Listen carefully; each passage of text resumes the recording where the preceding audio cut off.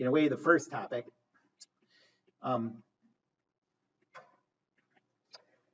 Is particle statics.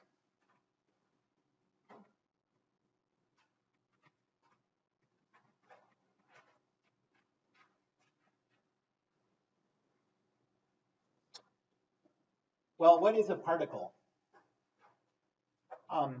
A particle is an object that you're treating as having 0 length dimensions.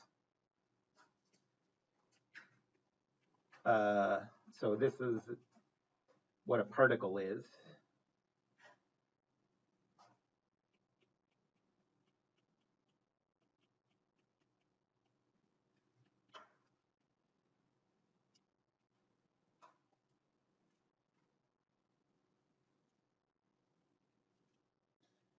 And there's an important consequence of it having no length dimensions.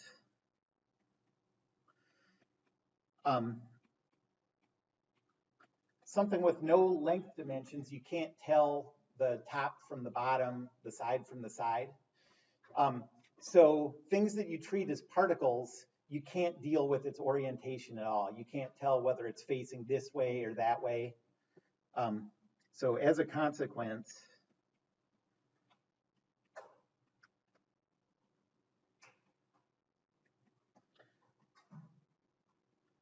you can't calculate its orientation.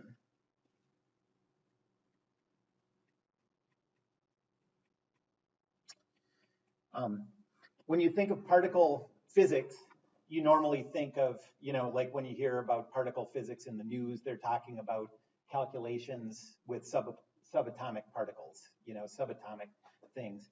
And those are so tiny, it makes sense to treat those as having no length dimensions. And so you sort of get in your head that to use particle calculations, you have to be dealing with things that are microscopic. But that doesn't have to be true at all. Really, all you need is to not care about the orientation of the object. And a lot of big objects are treated as particles in calculations. Like when people are doing planetary calculations, most of the time they're doing that as particle physics, because like if you're trying to calculate where Jupiter is at some instant, for the most part, or at least in a lot of calculations, it doesn't matter to you which way the spot on Jupiter is pointing. All you care about is where Jupiter is going to be, because that affects the gravitation that it applies to things and stuff like that. So Jupiter is obviously huge, but if you don't care about which way the spot is looking, you can treat that as a particle. And so when we treat things as a particle, it's not necessarily because they're tiny. It's just because we don't care about calculating orientations. Okay.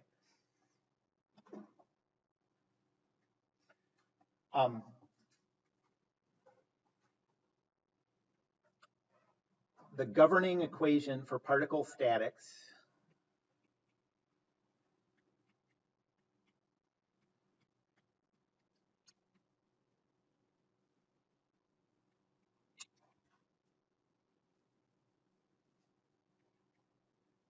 is Newton's second law. And since this is statics and we're not dealing with things accelerating, Newton's second law says add up all the forces on the particle. They add up to the 0 vector.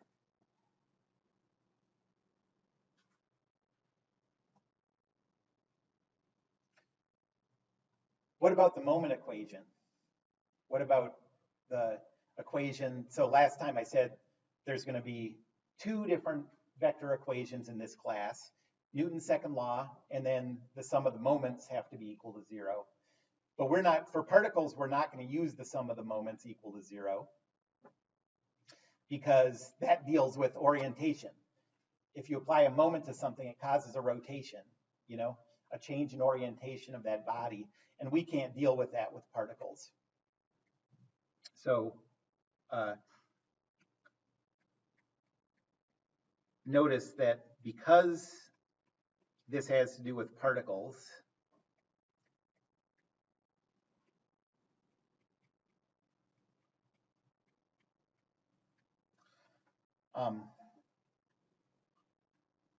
There's no rotational Newton's second law. There's no moment equation. Okay, well, so this is a set, it's an equation that has to be satisfied if something's in equilibrium. Since it's a vector equation, you can think of it as multiple separate equations for the different components. So how many independent equations does this give us? So if we're in 2D, then this equation says add up all the x components of the forces, and they have to add up to 0. And then add up all the y components of the forces, they have to be equal to 0. So this gives us 2 useful equations.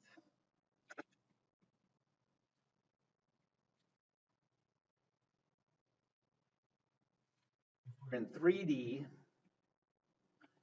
then the z components also have to add up to 0, and so you get 3 useful equations.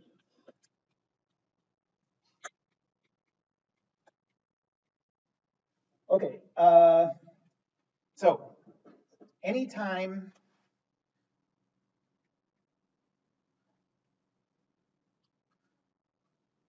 we use Newton's second law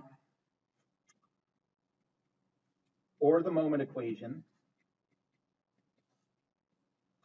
the moment equation is what I call rotational Newton's second law because it has pretty much the same form.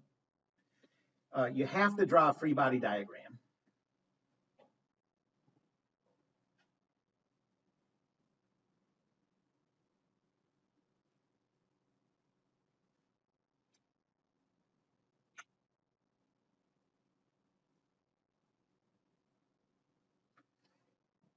Okay, so let me go through the steps for drawing a free body diagram.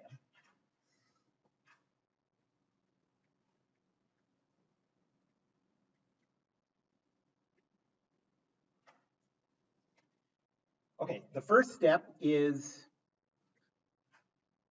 to draw a closed outline of the body you're isolating.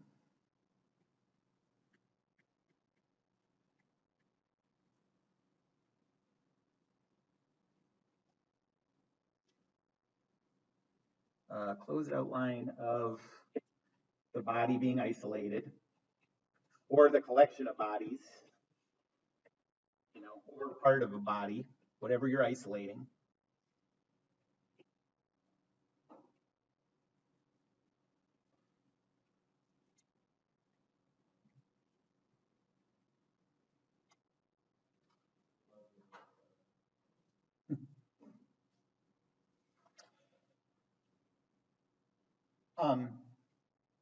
And this outline should have no external objects drawn.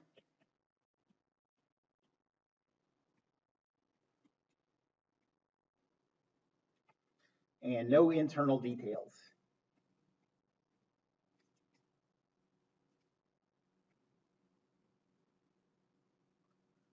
Okay, so why is that?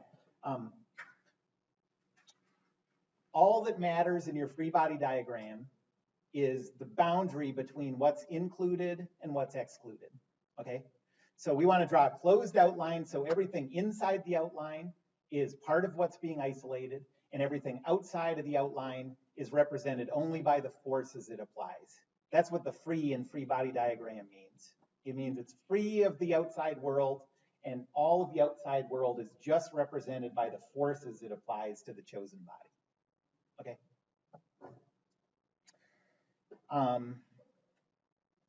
So for example,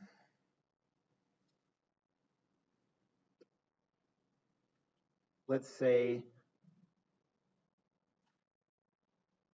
you have a car and there's a man standing on it.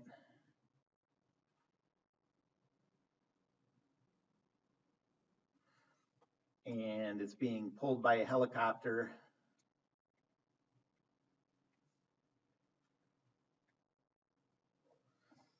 And it's sinking in the mud.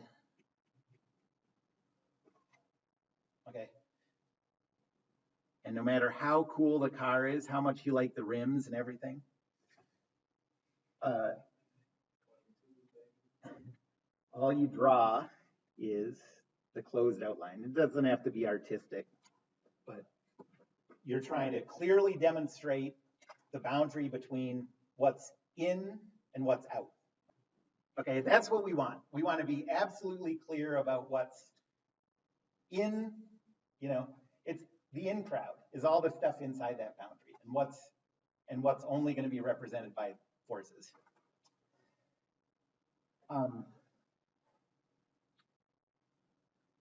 Okay, so that's the first step.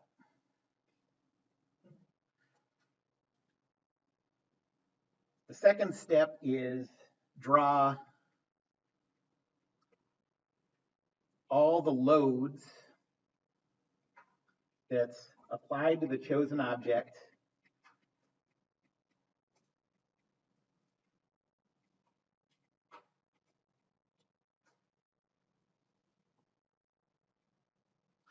by the surroundings. For now, when I say loads, I'm only talking about forces. Later, it'll also include couples, but I'll talk about that before we get to it.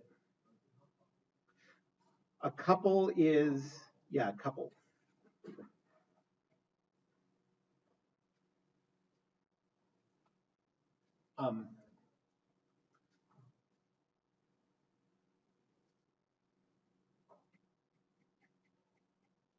So these are either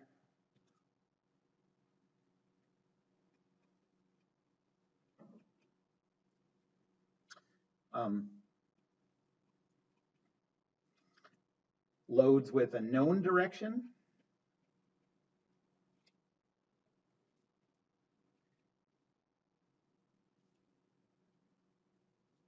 or unknown direction.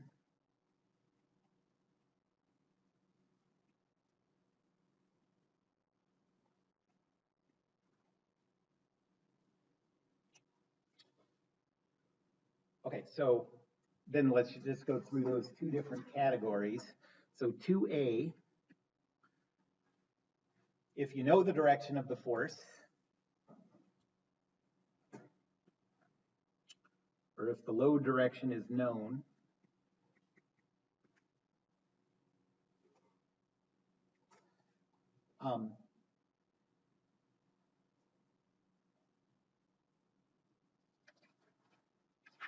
switched.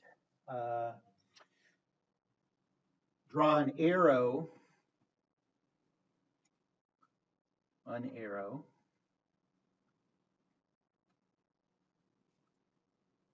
in the direction of the force.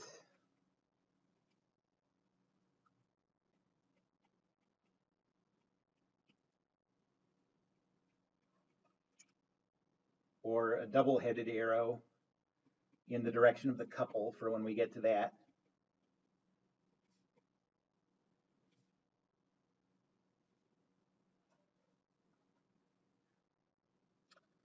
And label this arrow with a scalar variable or value.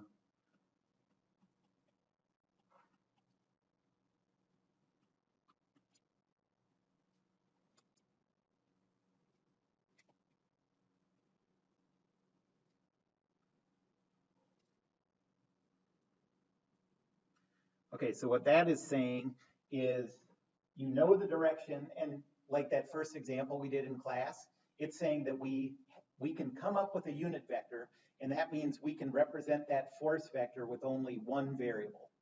Okay, like that first example we did before I started talking about particle statics. Okay, so what if you don't know the direction of the force? So 2B, if the load direction is unknown,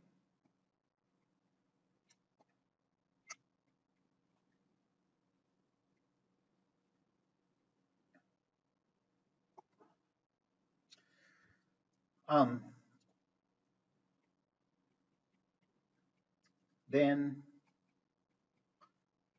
draw an arrow in each axis direction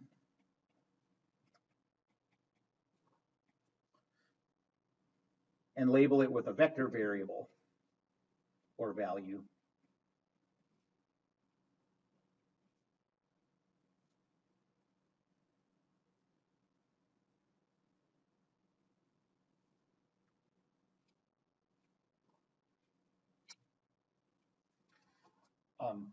And again, it's the same idea for a couple. In that case, it would be like you have a double-headed thing in the x direction, one in the y direction, and one in the z direction for a couple vector. So I draw it like a little coordinate system. A lot of people draw it with the heads of the vectors pointing towards each other, but it doesn't matter. Whatever feels comfortable to you.